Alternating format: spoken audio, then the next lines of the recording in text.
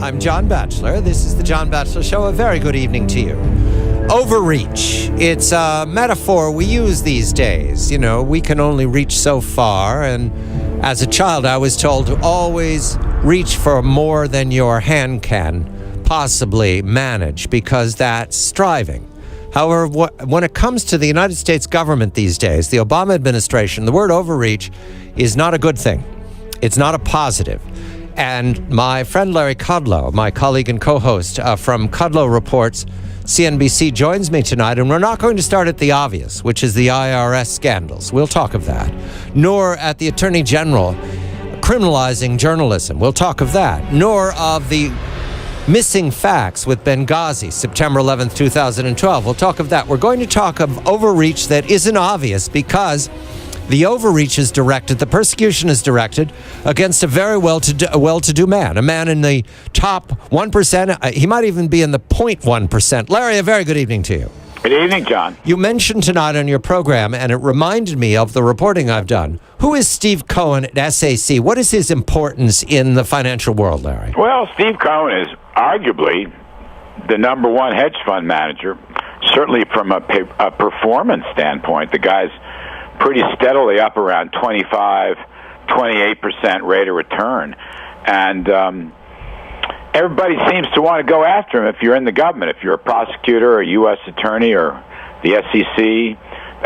In some sense, it's because of his success, because he's such an important guy. It's also one of the largest hedge funds. I want to make that very clear, employing well over 1,000 people, which for a hedge fund is a lot. And so it's one of the most successful. The problem is the government is in the process of destroying this hedge fund. And I can't take a position. The charge is insider trading, except there's never been a charge. That's the problem. And this is imperial overreach from the Justice Department.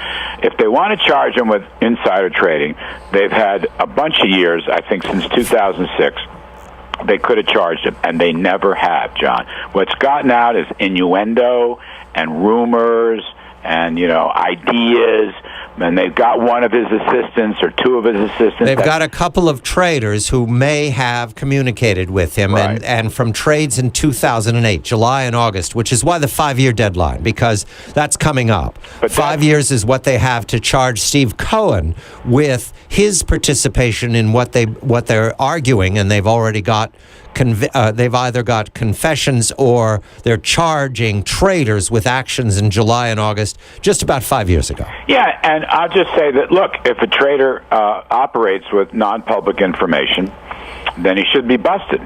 Although I want to add a caveat here that the government's definition of insider trading has been expanding for many years. And this is not just, it used to be if you got a tip from a director of a company or an officer of a company, that was regarded as inside information, and it was. Nowadays, there are third parties involved, political intelligence companies and consultants and whatnot, and the government has, as I say, expanded the definition. Now, going back to this Steve Cohen, I don't know him, okay? And I'm not invested in his fund, so I have no skin in the game. But what I see is the government ruining his hedge fund without charging him, without any clear evidence, at least so far as the public knows. And I regard that as government overreach. I regard that as government gone way too far. And it's amazing to me that nobody has made this point or nobody wants to stand up for him. So I took that position tonight. I said, where's the evidence? Either that or get the hell out, because you're going to lay off people, John. You're going to lay off families. Well, it's already happening. Money. The outflow of the fund is the guy's lost almost $5 billion out of his fund already. Although I think it was J.P. Morgan Stanley is going to stay in the fund, so that was quite interesting.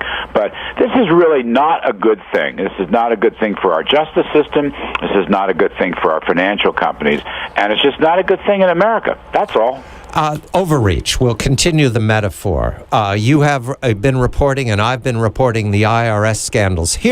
And I'll say more of it tonight in detail, but here's the puzzle for me, Larry. I ask young men and women who cover this as news reporters very carefully, from the New York Times to Bloomberg to Wall Street Journal, and they're very diligent, and I listen to them carefully. Nobody can figure this out, Larry, because the IRS is deliberately confused and blame shifting. They're skillful at it, and they raise privacy every time you get close. But after 3 weeks, we don't have a name, we don't have two names, we don't have an explanation for the persecution that we're now seeing anecdotally before the committees.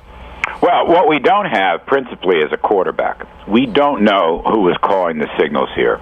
I think that, at least circumstantially, we know that signals were called, that they went after these 501c4 groups because of their left wing. And some 501c3s as well. We've learned that now. Okay, some C3s, but mostly C4s. Mostly C4s, but, yes. Yeah, I mean, we now know, actually from the great reporting of Tim Carney, that the Cincinnati office is a scene of left-wing radicalism, giving all their campaign contributions, such as filed to Obama or to the lefty Sherrod Brown, Senator Sherrod Brown. I mean, the IRS is part of this Treasurers Employee Union. It's a very liberal left organization, so it's not hard to say that they did this deliberately.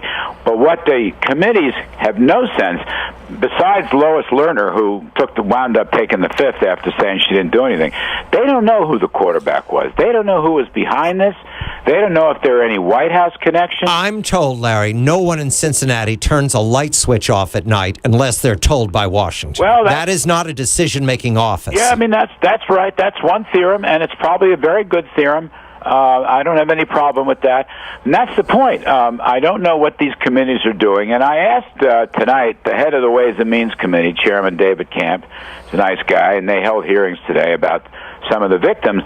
But I said, are you going to call the IRS General Counsel before your committee? Okay, the guy's name is Wilkins, William Wilkins. He's a very important player here.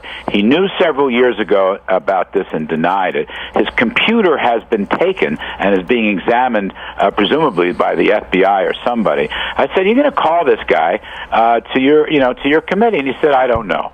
He said, "I don't know." So if you don't know, then I don't see what the point of the hearings are. That's what bothers me about this. The hearings have good political content, right? But legally, and it'd be nice if we could solve this problem and not repeat it every couple of years. So far, I see nothing. 1/3 of the committees, maybe more, are now involved in the IRS, and we're going to turn to it because everybody wants a remedy. What we're looking at is a long summer of document analysis. The documents have not been delivered from the IRS yet. What we do know is that one solution would be special counsel, and Larry and I are going to debate that next with Todd Lindbergh of the Hoover Institution, who believes that the special counsel should not be called.